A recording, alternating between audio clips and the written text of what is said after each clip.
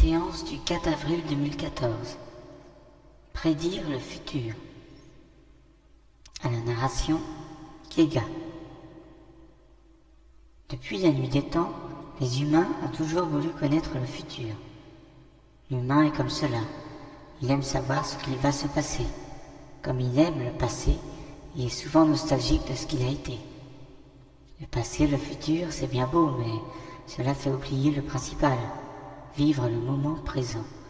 Se concentrer sur le moment qui passe et créer sa vie maintenant. Demain attendra. Surtout que demain sera la conséquence de vos actes et de vos décisions d'aujourd'hui. Mais, si c'est votre choix d'essayer de connaître le futur, qu'il en soit ainsi. Après tout, vous utilisez votre libre arbitre. Ainsi, beaucoup d'entre vous ont consulté des médiums ou voyants pour savoir de quoi demain sera fait. Ces médiums voient et interprètent plus ou moins bien les événements ou choses qu'ils voient dans votre futur. Je dis plus ou moins bien car l'interprétation est quelquefois erronée. Certains messages sont envoyés avec des symboles et certains médiums divulguent le message sans avoir compris le symbole, ce qui donne une interprétation différente de l'original. Quelquefois, certaines de vos questions restent sans réponse, ce qui est normal car dans ce cas, c'est une information que vous ne devez pas savoir. Elle pourrait compromettre votre libre arbitre ou trop vous influencer quant à vos futures décisions. Il ne vous sera révélé que ce que vous devez savoir pour votre évolution ou votre intérêt, rien de plus. Toutes les informations concernant votre futur personnel que vous recevez, peu importe la source, doivent être notées puis oubliées pour ne pas être influencé, pour ne pas que vous vivez selon ce qu'on vous a dit. Donc notez-les, oubliez-les, puis ressortez vos notes quelques années plus tard. Quand vous allez voir un voyant ou un cartomancien, etc., celui-ci dit souvent voir des événements de votre futur, ou plutôt d'un futur possible, car tous les événements qu'il voit se dérouleront ou pas, selon vos choix et votre libre arbitre. Il se peut qu'on vous prédise un événement et qu'il n'arrive jamais. Alors vous vous dites, ce médium s'est trompé. Et non, vous avez juste pris des décisions et créé votre présent qui vous a fait prendre une autre direction. Tous les événements prédits sont des chemins possibles, que des éventualités. N'oubliez jamais que vous créez votre vie au quotidien et que vos actions sont des causes qui entraînent des événements qui en sont les conséquences. Donc rien n'est faux, rien n'est vrai. Tout dépend de ce que vous allez faire, ce que vous allez choisir dans tel domaine ou un autre. Si un événement arrive comme prévu, c'est que vous avez pris le chemin qui mène à cet événement. Aucun chemin n'est évidemment plus mauvais qu'un autre, car tous vous ramènent à la route principale de votre vie, que vous avez choisi de suivre avant de vous incarner. Des fois, vous prenez des raccourcis et des fois des itinéraires qui rallongent. Il y a même des fois où vous tombez en panne. Dans ce cas, votre guide ou votre âme, par l'intermédiaire de sa petite voix ou par des pensées envoyées, essaie de vous dépanner. Mais quelquefois, vous refusez ce dépannage qui vous serait fort utile.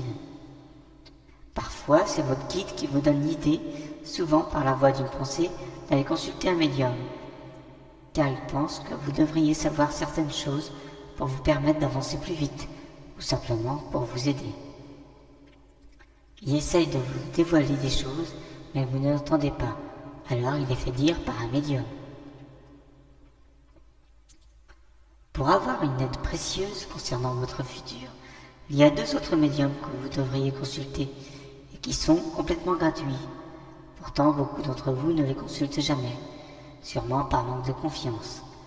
L'un d'eux est votre guide, qui vous envoie des tonnes de signes que vous verriez si vous feriez plus attention. Posez-lui des questions. Vous aurez des réponses à coup sûr, car il est là pour cela. Ces messages peuvent être envoyés dans vos rêves quand vous êtes dans l'état hypnagogique, entre l'état de veille et le sommeil, mais aussi dans divers états de conscience modifiés, comme la méditation ou l'hypnose. Dans ces états, vous pouvez entendre la voix de votre guide à l'intérieur de vous ou avoir des visions qui arrivent, car les visions ou images mentales sont plus fréquentes. Mais attention à l'interprétation de celles-ci, car dans tous ces états, elles sont souvent présentées de façon symbolique. comme c'est souvent le cas des messages reçus dans vos rêves. Votre guide peut aussi vous donner une réponse ou autre indication dans votre quotidien, une phrase lue dans un livre ou entendue dans une conversation, ou qu'un proche vous dit, un signe ou une apparition fortuite d'un animal ou objet qui n'est pas courant dans votre quotidien, etc. Bref, votre guide ne demande qu'à vous aiguiller et sera sans doute le meilleur médium que vous pouvez rencontrer. Soyez disponible et réceptif à ces messages qui sont plus nombreux que vous pouvez le penser. Un autre excellent médium, c'est vous. Vous êtes médium mais aussi cartomancien, radiesthésiste, etc. sans que vous en soyez conscient. Et puis vous manquez d'expérience. Tous pouvez tirer les cartes, les interpréter, mais il faut une bonne expérience pour trouver une interprétation juste de certaines cartes. Mais cela s'apprend. Cela est la même chose pour tous les arts divinatoires physiques.